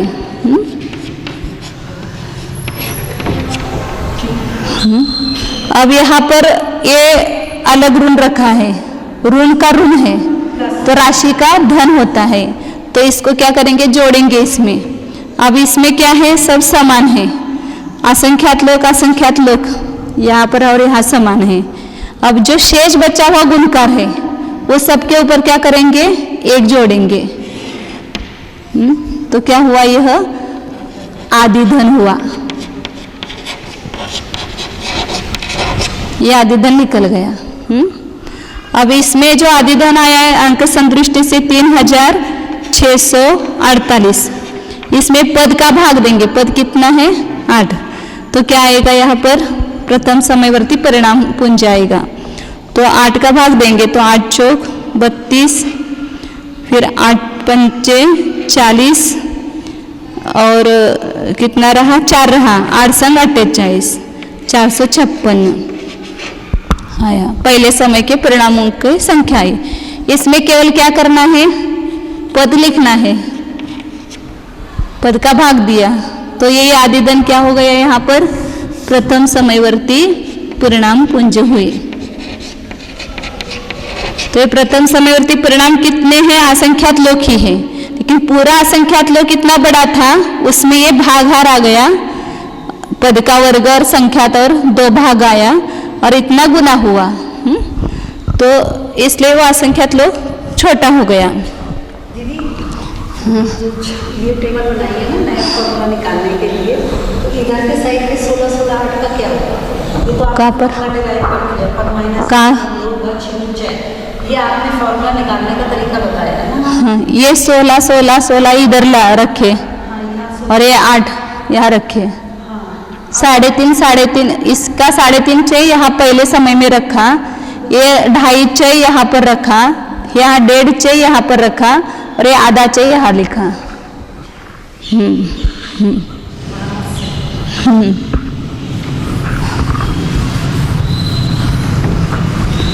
तो क्या निकल गया? अपना अपूर्वकरण के पहले समय के परिणामों की संख्या निकाली। अब दूसरे आदि समयों की संख्या कैसे निकलते? उसमें 16 मिलाओ, 456 में 16 मिलाए 472 हुए, 472 में 16 मिलाए, आगे क्या है? अंतिम परिणाम निकालने के लिए क्या करेंगे?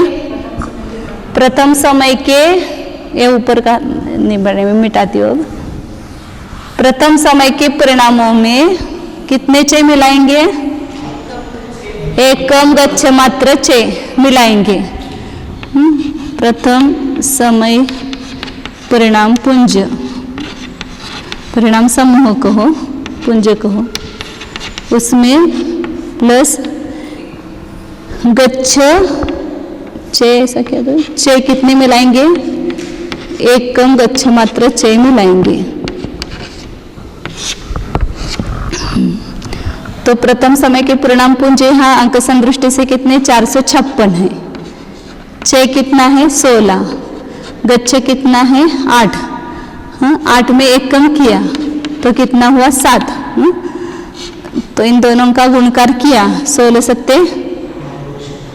112, 456। 6 और 2 8, 5 और 1 6 और 4 और 1 5, 568।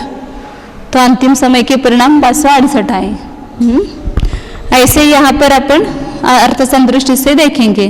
ये पहले समयवर्ती परिणाम है, इतने असंख्यात लोक गुणित असंख्यात लोक अंतर्मूर्त संख्यात 1 घाटी, अंतर्मूर्त 2 बार आएगा यहाँ पर और संख्यात और 2, ये अपन ने इधर रख दिया। समान। इसमें से इसमें मिलाना है, क्या मिलाना है? चय। चय कितना है? असंख्यात लोक गुणित असंख्यात लोक, अंतर्मूर्त, अंतर्मूर्त और संख्यात। और कितने चय मिलाना है? एक कम गच्छ, तो यहाँ अंतर्मूर्त -1, या ऐसा लिखो, इतने चय मिलाने हैं। इसमें पहले समयवर्ती परिणाम में इतने चय मिलाना है।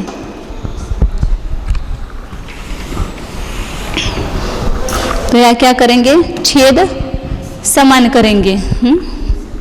तो यहाँ पर 2 का भाग दिया और 2 से गुना किया। अब इसमें से एक घाटी का प्रमाण जो है उसको अलग रखेंगे। यहाँ नीचे लिखते हो, असंख्यात लोक, असंख्यात लोक, अंतर्मूर्त वर्ग, संख्यात और 2। तो यहाँ से एक घाटे निकल गया। एक का प्रमाण, मतलब इसका अर्थ क्या होता है? हमने ऋण उतना जितना कम है ना उतना मिलाया इसमें, इसलिए इस राशि का ये ऋण रह गया। ऐसा अर्थ होता है यहाँ पर। 100 - 1 होता, हमने 1 हटाया मतलब उसमें 1 मिलाया, तब 100 पूरा हो गए। तो फिर इसलिए उसको ऋण देना बाकी रह गया, क्योंकि आपको ज़्यादा दिया है, वहाँ 1 मिलाया है। अब यहाँ पर क्या कर, हाँ हाँ 2 लिखना रह गया यहाँ पर, 2, ये 2 भी आएगा ना यहाँ। अब यहाँ ऊपर में समान संख्या निकालना, तो हाँ ये समान है संख्या, ये भी समान है संख्या, ये समान, छेद समान है। शेष रहा हुआ गुणकार कितना है? ये संख्यात और 2 है, और इसके ऊपर क्या है? 1 घाटी है, और यह 2 प्लस है, तो क्या हो जाएगा? 1 प्लस हो जाएगा। असंख्यात लोक गुणित असंख्यात लोक, अंतर्मूर्त, संख्यात और 2, इसमें 1 प्लस हुआ, अंतर्मूर्त,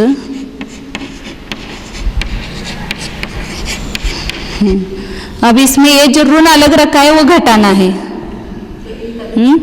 तो यहाँ पर क्या होगा? समान संख्या नहीं, छेद समान ही है, तो यह समान संख्या इतनी है, ये संख्या समान है, ये संख्या समान है। अब इसमें इस पूरे गुणकार के में 2 क्या करेंगे? माइनस करेंगे। ये 2 गुणकार है ना, जब कुछ नहीं होता तो 1 समझते हैं, यहाँ 2 है तो 2 समझेंगे इसमें। तो यहाँ इसके ऊपर क्या हो जाएगा? 2 घाटी हो जाएगा ये। हाँ 2 घाटी आएगा ना, ये माइनस की संख्या है ना, धन का ऋण है इसलिए वो ऋण ही रहेगा। तो हमेशा अधकरण में भी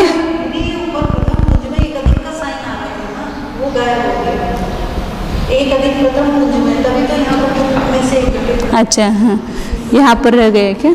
हाँ ये यहाँ पर 1 अधिक आया था ना, 1 मिनट, ये 1 अधिक था, बराबर है, मैंने कहा ये 465 इधर। ये 1 प्लस था, वहाँ पर 1 माइनस था और यहाँ 1 प्लस था। हाँ अब यहाँ पर क्या हो गया? यहाँ पर 1 जो माइनस है वो 1 प्लस हुआ, और 1 प्लस में ये 2 माइनस करेंगे तो 1 माइनस हो जाएगा।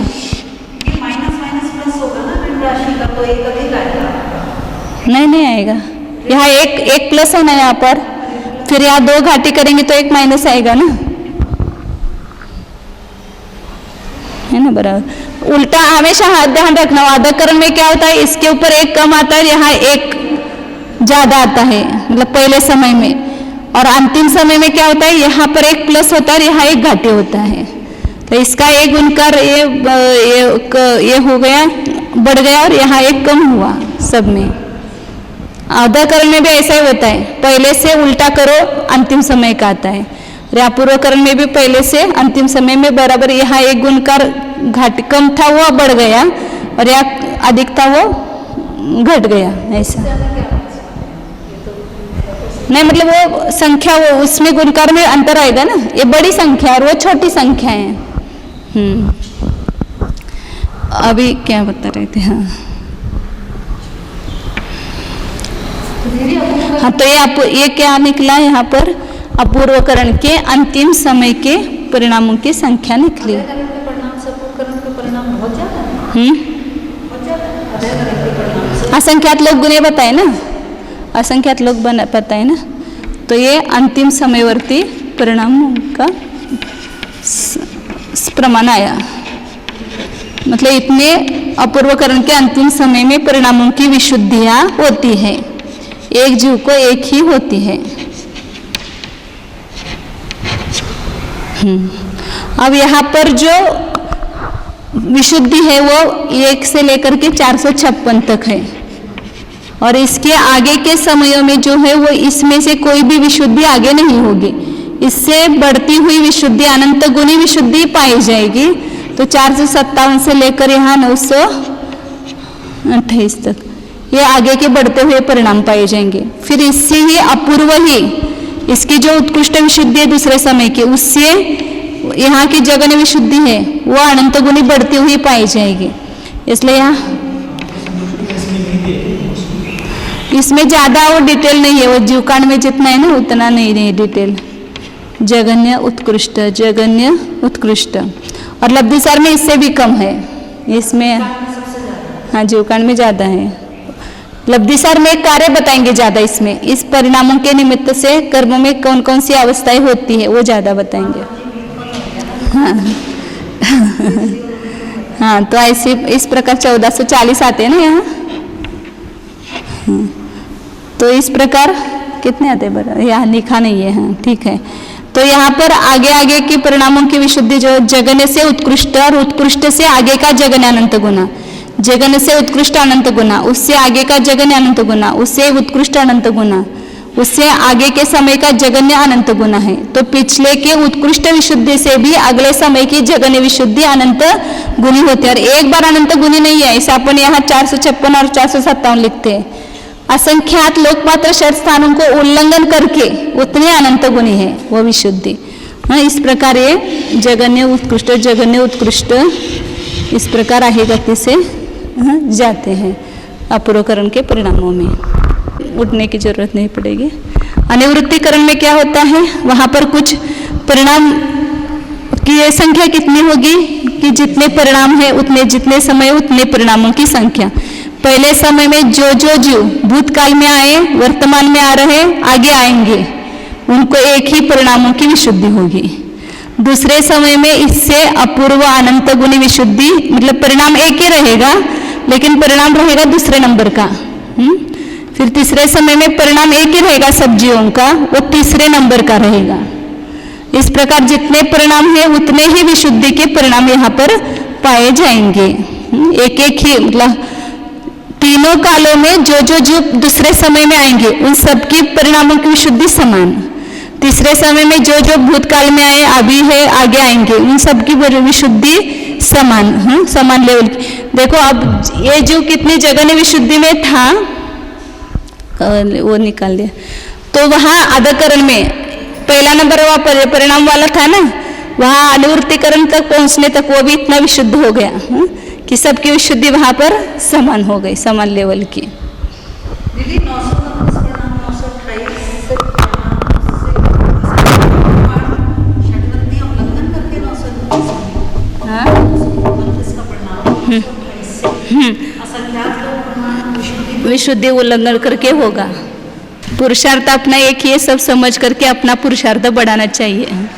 परिणामों की विशुद्धि का पुरुषार्थ बढ़ाना, हम या तो क्रिया का पुरुषार्थ बढ़ाते हैं या दूसरा ज्ञान का पुरुषार्थ बढ़ाते हैं, लेकिन परिणामों की विशुद्धि का पुरुषार्थ बढ़ाना चाहिए, उससे कार्य होगा।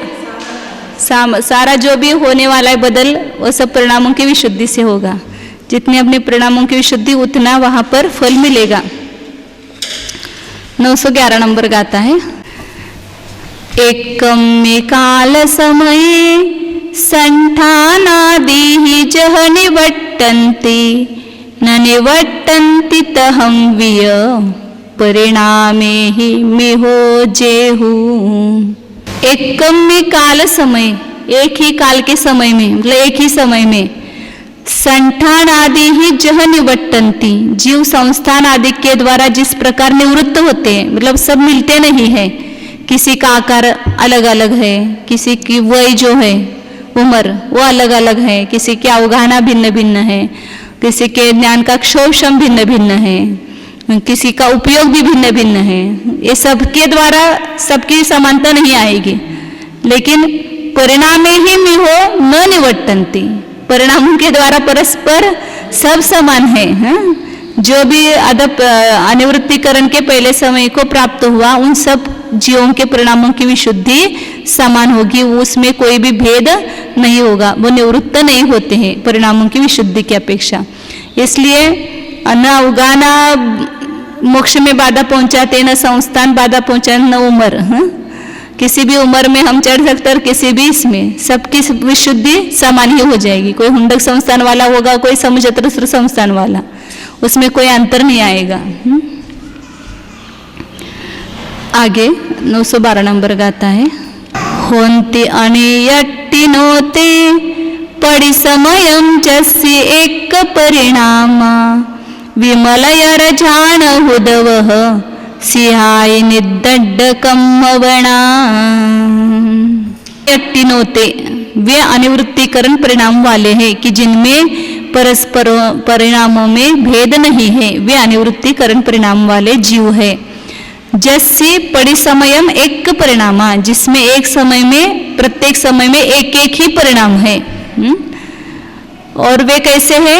विमल या रझान हुदव, उस समय कर क्या रहे हैं अनिवृत्तिकरण परिणाम बाहर से, मतलब तो समझ में नहीं आएंगे। बाहर से क्या दिखाई देगा कि वो ध्यान कर रहे हैं, अपने निर्मल अत्यंत निर्मल से ध्यान रूपी अग्नि की शिखा के द्वारा संपूर्ण कर्म रूपी वन को जला दिया है। जो अपने स्वभाव का वेदन करते हुए आनंद प्रचुर प्रचुर प्रचुर आनंद आ रहा है, क्योंकि जहाँ परिणामों की विशुद्धि बढ़ती जाएगी वहाँ आनंद भी बढ़ता ही जाएगा, क्योंकि उसका वो फल है आनंद जो है, वो अतीन्द्रिय आनंद। तो इसलिए आनंद जो प्राप्त होता है वो ध्यान के माध्यम से, उसी के द्वारा कर्म जल जाते हैं। आनंदो निर्दहत्युद्गम कर्मेंधन मनारतम। कौन जलाता है कर्म को? दुख नहीं जलाते हैं। मुनिराज बैठे बहुत परेशान हो रहा है और बहुत अंदर से दुख हो रहा है और कर्म जल रहे हैं, ऐसा नहीं होगा। अंदर आनंद का वेदन कर रहे हैं और बाहर कर्म जल रहे हैं, मतलब कर्म जल रहे हैं। तो जहाँ पर दुख का वेदन है वहाँ पर नियम से संक्लेश परिणाम है और कर्म का बंध है, और जहाँ परिणामों की विशुद्धि है वहाँ नियम से कर्म की निर्जरा है। बाहर से कितना भी उसको संकट दिखाई दे रहा है, लेकिन अंदर आनंद का वेदन कर रहा है तो वो सब संकट टल जाएगा, पूरा निर्जरा हो जाएगी उसकी। तो आनंद जो है वही कर्म रूपी वन को जलाता है। इसलिए यहाँ पर बताया कि अनिवृत्ति कर्म परिणाम में वहाँ मोहनीय कर्म को मुनिराज जला देते हैं। तो इस प्रकार 3 कर्म परिणाम का यह स्वरूप संक्षेप में बताया है।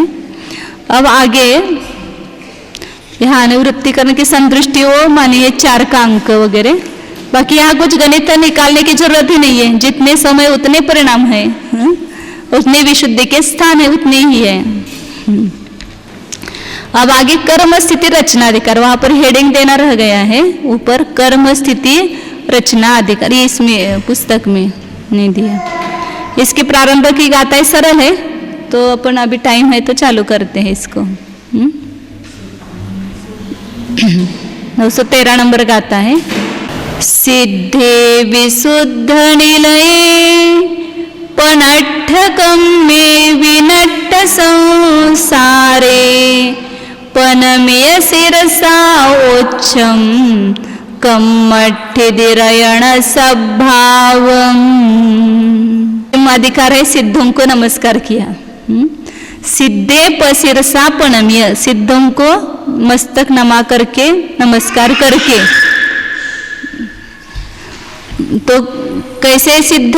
विशुद्ध निलये, विशुद्ध स्थान स्वरूप है।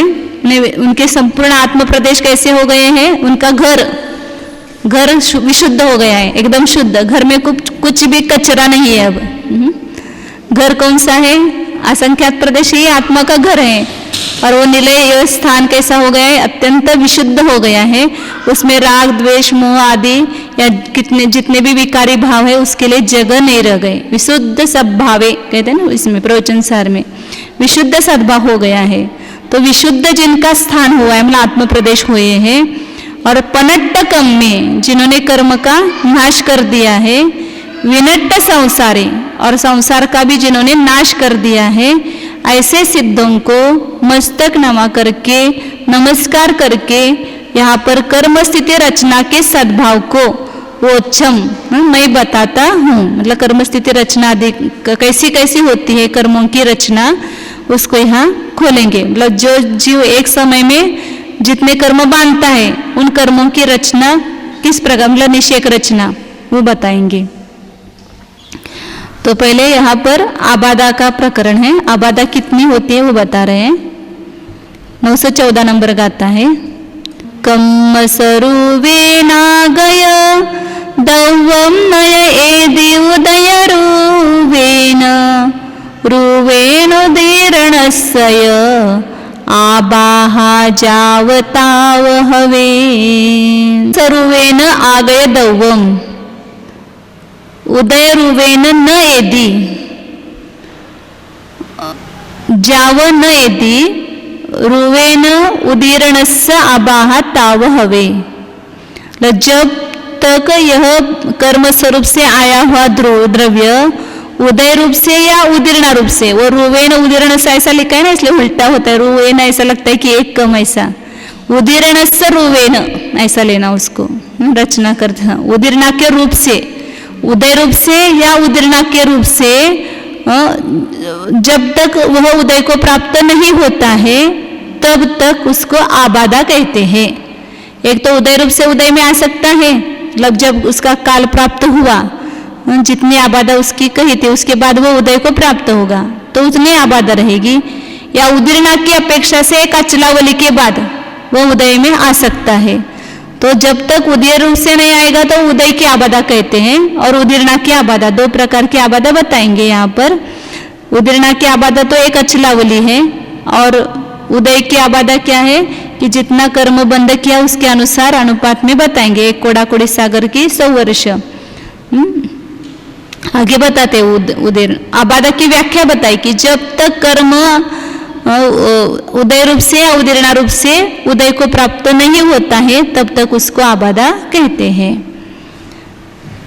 और ऐसे अपन पहले समय की अपेक्षा से वो आबादा, मतलब कोई भी उसमें से समय प्रबद्ध में से निषेक उदय में जब तक नहीं आएगा तो वो उस समय प्रबद्ध की आबादा हुई, लेकिन उस समय प्रबद्ध के हर निषेक की आबादा अलग अलग होगी। तो दूसरे समय की एक अधिक बढ़ती जाएगी ना आबादा। अब 915 नंबर का आता है। जब अपन देखते हैं ना कोई व्यक्ति अपने सामने आ जाए और आप डर जाएंगे तो वो अपना ज्यादा प्रभाव दिखाएगा, और आप उससे भी ज्यादा ये हो जाओ तो वो डर जाएगा। और हम डरते हैं तो वो अपना प्रभाव दिखाता है। हम कर्म को डरते हैं इसलिए कर्म अपना प्रभाव दिखाता है, और हमारी अनंत शक्ति बढ़ाएंगे और अपनी स्वरूप की जागरूकता लाएंगे तो कर्म बेचारा कांप के चला जाता है। 915 नंबर का आता है। उदयम पड़ि सत्तन्नम आबाहा कोड कोडि वहीणम वाससयम तप्पड़ि भा गेनयसे सठ्ठि दीनंच। उदयम पड़ि सत्तन्नम आबाहा कोडि कोडि वहीणम वाससयम। 7 कर्मों का सब गणित निषेक रचना अलग है और आयु कर्म का थोड़ा गणित अलग है। तो इसमें 7 कर्मों की आबादा उसका प्रमाण बताया कि एक कोड़ा कोड़ी सागर का यदि हम बंद करते हैं आयु को छोड़कर 7 प्रकृतियों में से किसी भी प्रकृति का, तो वहां 100 वर्ष आबादा पड़ती है। और फिर उसके प्रतिभाग से अन्य स्थितियों को भी निकालो त्रैराशि करके। एक कोड़ा कोड़ी सागर की 100 वर्ष, तो 2 कोड़ा कोड़ी सागर की कितनी, 10 कोड़ा कोड़ी सागर की कितनी, 20 कोड़ा कोड़ी सागर की कितनी, इस प्रकार जितना भी आपको निकालना है। 70 कोड़ा कोड़ी सागर की कितनी होगी 7000। उसको त्रैराशि करके गुना करेंगे ना। और आगे भी अंतर्मुहूर्त आबादा किसकी होती है वो निकाले हैं। ये दोनों पढ़ करके फिर दिखाती हूँ। 916 नंबर की गाथा भी पढ़ेंगे। तो कोड़ा कोड़ी ठिदिसंतो मुहूर्तमा बाहा संखेच गुण विहीणम सौवजहन्नट्ठिदिस्सहवे अंतो कोडाकोडिठिदिस्स अंतो मुहूर्तम आबाहा सौवजहन्नट्ठिदिस्स संख्येज्य गुणविहीनम। अंतर्मुहूर्त आबादा किसकी होती है? अंत कोडाकोड़ी सागर की। एक कोडाकोड़ी सागर के 100 वर्ष, उसके भीतर बहुत छोटे अंत कोडाकोड़ी सागर की क्या होती है? अंतर्मुहूर्त आबादा होती है। सबसे जो जगन्य स्थिति है उसकी आबादा संख्यात गुणहीन होगी, क्योंकि सबसे जगन्य स्थिति क्या है? अंतर्मुहूर्त, मोहने के अंतर्मुहूर्त है, तो उसकी आबादा क्या होगी? अंतर्मुहूर्त ही होगी, लेकिन वो बहुत छोटा अंतर्मुहूर्त होगी। जो अंत कोडाकोड़ी सागर के अंतर्मुहूर्त बताए उससे संख्यात गुणाहीन होगी। तो यहाँ पर उसको अपन दिखाते कि कितने अंत कोडाकोड़ी सागर की अंतर्मुहूर्त आबादा निकलती है। इसका जीवकांड में भी आया था ये प्रकरण, नहीं जीवकांड में नहीं, इसी में आया था शायद, कर्मकांड में ही जब स्थिति बंधाधिकार आया था ना, उसमें वो जगन्य स्थिति कैसे निकालना, उसकी आबादा कैसे, उत्कृष्ट आबादा सब निकाली थी इसमें।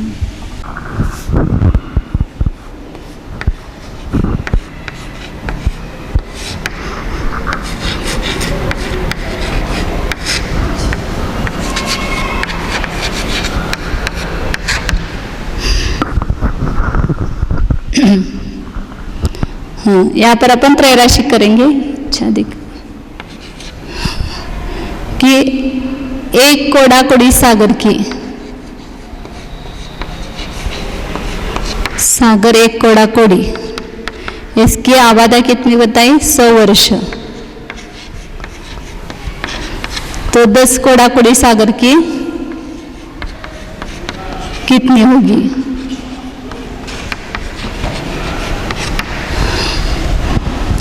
तो यहाँ ये सरल है एकदम। तो इसको 100 वर्ष को फल को इच्छा से गुना करके प्रमाण से भाग देंगे। तो 100 वर्ष गुना 10 कोडाकोड़ी सागर, ऐसा 2 लिखते हैं, ऐसा भी करते हैं। और यह सागर एक कोडाकोड़ी सागर। तो यहाँ क्या होगा? एक कोडाकोड़ी और कोडाकोड़ी सागर निकल जाएंगे, और यहाँ 10 का 100 से गुना होगा तो 1000 वर्ष होगा। मतलब 10 कोडाकोड़ी सागर की 1000 वर्ष, किसी ने 10,000 कोडाकोड़ी स्थिति बांधी तो 1000 वर्ष तक कोई निषेक रचना नहीं होगी, उसके आगे उसकी निषेक रचना होगी, उतनी आबादा होगी उसकी। 1000 वर्ष क्या है यह आबादा। ऐसे यहाँ से अन्य अन्य संख्याओं को रख करके निकाल सकते हैं। 20 कोडाकोड़ी सागर तो 2000 होगी, 30 रखेंगे तो 3000 वर्ष होगी, 40 कोडाकोड़ी सागर रखेंगे तो 4000 वर्ष, इस प्रकार निकलती है। अब यहाँ पर अंतर्मुहूर्त आबादा कितने सागर की होती है वो देखना है। तो यहाँ पर इसी त्रैराशिक से करेंगे अपन कि यहाँ पर एक कोडाकोड़ी सागर की 100 वर्ष, तो 100 वर्ष के अंतर्मुहूर्त में उसका परिवर्तन, मुहूर्त में उसका परिवर्तन करेंगे। तो एक वर्ष नहीं, एक दिन में मुहूर्त कितने होते हैं? 30 मुहूर्त होते हैं। और एक वर्ष में दिन कितने होते हैं? एक वर्ष बराबर 360 दिन। तो इन दोनों का परस्पर गुना किया, दिनों का और मुहूर्तों का, तो एक वर्ष के मुहूर्त निकले। एक वर्ष में कितने मुहूर्त होते हैं? तो 360 गुना 30 करेंगे, 360 गुना 30 बराबर 0 0 3 7 18 1 3 3 9 और 1 10, 10,800 मुहूर्त हो गए एक वर्ष के। तो 100 वर्ष के कितने मुहूर्त होंगे? तो 10,800 को 100 से भाग दिया, गुना किया, तो और 2 0 आ जाएंगे उसके ऊपर। 10,000 नहीं, 10,80,000 मुहूर्त कितने के होंगे? 100 वर्ष के, 100 वर्ष के मुहूर्त वर्ष बराबर 10,80,000 मुहूर्त होंगे। मतलब यह जो 100 वर्ष आबादा बताई, तो तो एक कोड़ा कोड़ी सागर की कितनी हो गई वह मुहूर्तों में बताएंगे तो यहाँ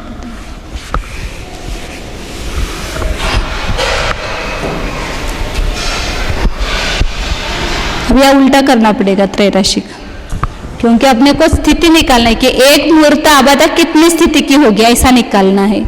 तो यहाँ पर 10,80,000 मुहूर्त आबादा कितनी स्थिति की होती है? एक कोड़ा कोड़ी सागर की।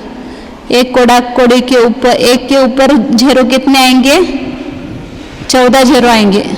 14 जीरो एक के ऊपर। तो यहाँ एक मुहूर्त आबादा कितनी स्थिति की होगी?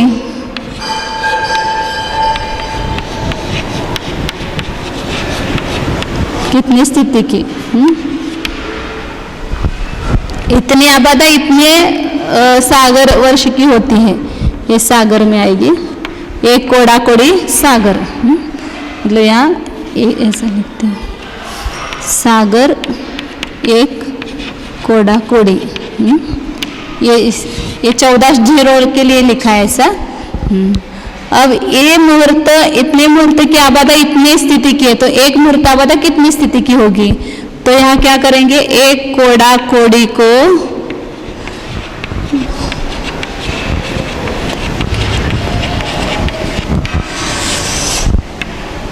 10,80,000 से भाग देंगे। तो यहाँ ये 4 जीरो गए और ये 10 जीरो रह गए। 2 3 4 5 6 7 8 9 10। तो इसका 160 का इसमें भाग देंगे तो 925 925 92 बराबर है। और उसके ऊपर क्या आता है? अंक पूरा नहीं आता है ना पूर्णांक में, उसके ऊपर 16/27 आता है। 16/27 मोबाइल में करके देखो, ये 10 अंक है तो उसमें हो जाएगा भागार।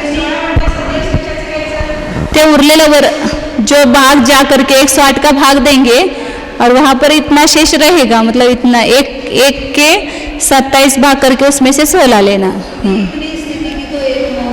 तो यहाँ पर तो इसका अर्थ क्या हुआ? इतने सागर यदि स्थिति बंद होगा, इतने सागर 9,25,92,592 इतनी स्थिति हम बांधेंगे तो वहां पर एक मुहूर्त आबादा होगी। तो इसके नीचे जो स्थिति बांधेंगे वो उसकी सबकी आबादा अंतर मुहूर्त ही होगी। इस ये अंतर कोड़ा कोड़ी सागर होगा ना, एक कोटि के ऊपर जितनी भी संख्या है वो सब अंतर कोड़ा कोड़ी में गर्भित है, एक कोटि के ऊपर और कोटा कोटि के भीतर। तो इतनी स्थिति की आबादा क्या होगी? आबादा एक मुहूर्त होगी।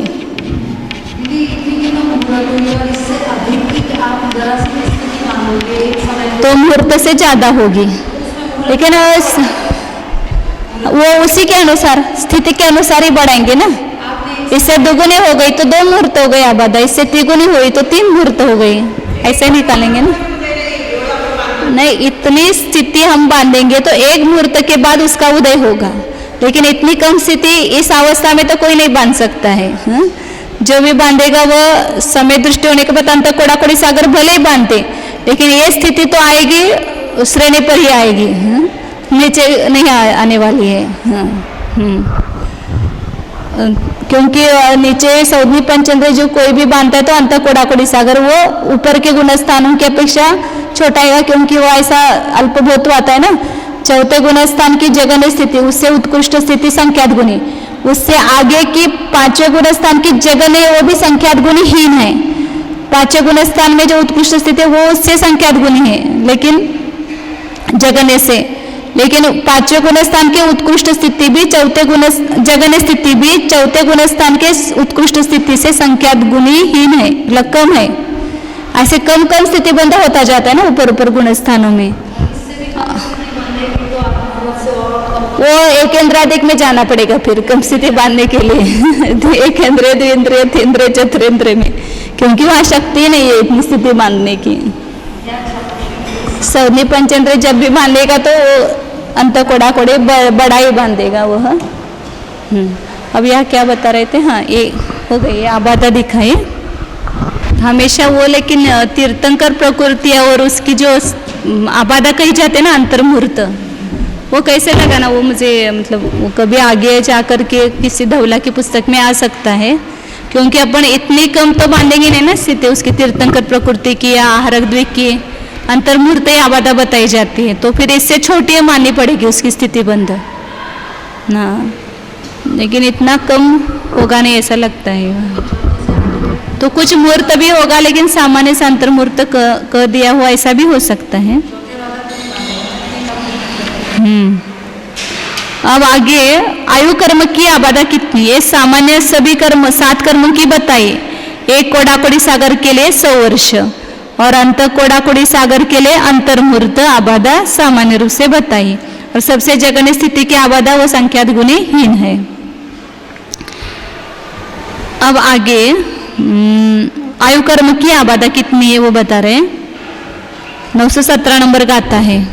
पुवानं कोटिति गादा संक्षेप अर्धवोत्ति हवे आउस्सय आबाहा नठिदि पड़े भाग माउस के अनुसार नहीं है। 7 कर्मों की तो स्थिति के अनुसार बताई, स्थिति ज्यादा है तो आबादा ज्यादा, स्थिति कम है तो आबादा कम, लेकिन आयु कर्म की आबादा स्थिति के अनुसार नहीं है। ज्यादा स्थिति बांधी इसलिए ज्यादा आबादा पड़ेगी ऐसा नहीं, भले 33 सागर आयु बांधी तो उसकी भी आबादा अंतर्मुहूर्त हो सकती है, और अंतर्मुहूर्त आबादा बांधी उसकी भी स्थिति पूर्वकोटि त्रिभाग हो सकती है।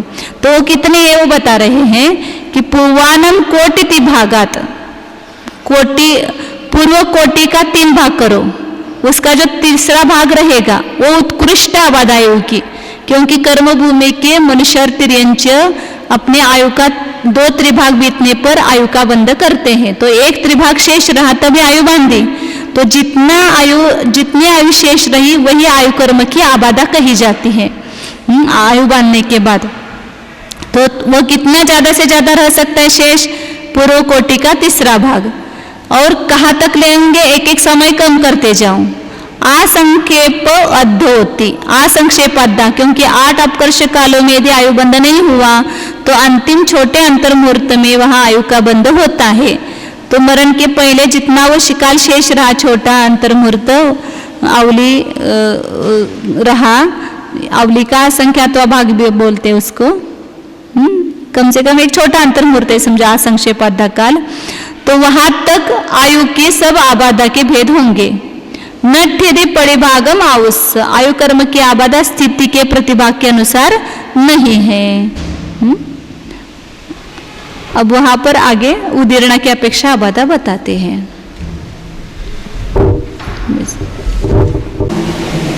कहाँ पर, हाँ वही बता रहे हैं ना, 2 मत है उसमें।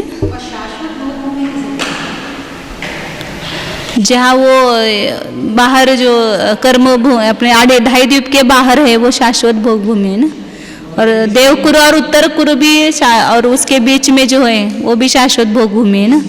केवल भरत और ऐरावत क्षेत्र में जो है वो भोग भूमि और कर्म भूमि बदलती रहती है, और जो यहाँ पर दो उत्तम भोग भूमि, 2 मध्यम भोग भूमि और 2 जघन्य भोग भूमि शाश्वत है।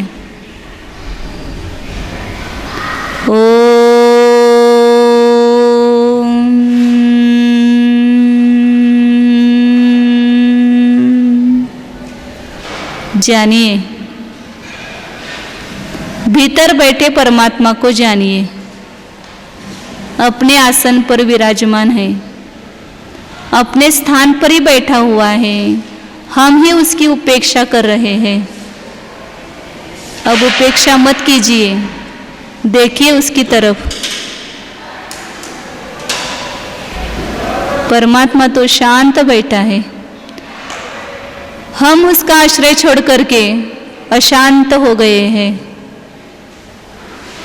अब इसी परमात्मा का आश्रय लीजिए, उसका ही आदर कीजिए, उसको ही जानिए, उसका ही अनुभव कीजिए। है देखो भीतर। अंतःचक्षु खोल करके, स्वसंवेदन प्रत्यक्ष की चक्षु खोल करके देखिए, है सदैव है ही। जब देखो तब शांत ही बैठा हुआ है। देखिए, इस शांत स्वरूप को देख करके तृप्त हो जाइए। इस मेरे ध्रुव स्वभाव में कुछ भी आकुलता नहीं, विकल्प नहीं, विकार नहीं, पूर्ण निर्विकल्प है। गणित समझने की भी आकुलता नहीं है, पूर्ण निराकुल है। आनंद व ज्ञान से भरा हुआ है, उसको बाहर के ज्ञान की आवश्यकता ही नहीं है। केवल जानिए, एक ही पुरुषार्थ अनंत शांति देने वाला है। शुद्ध चैतन्य स्वरूपोऽहम्, ज्ञानानंद स्वरूपोऽहम्,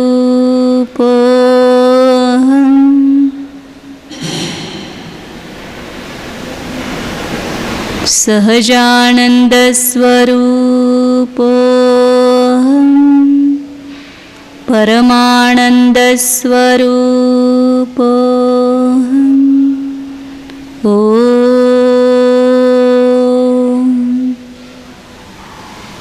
विसर्ग। नमो अरिहन्ताणं, नमो सिद्धाणं, नमो आयर्याणं, नमो वज्रायाणं, नमो लोये सव्वसाहु।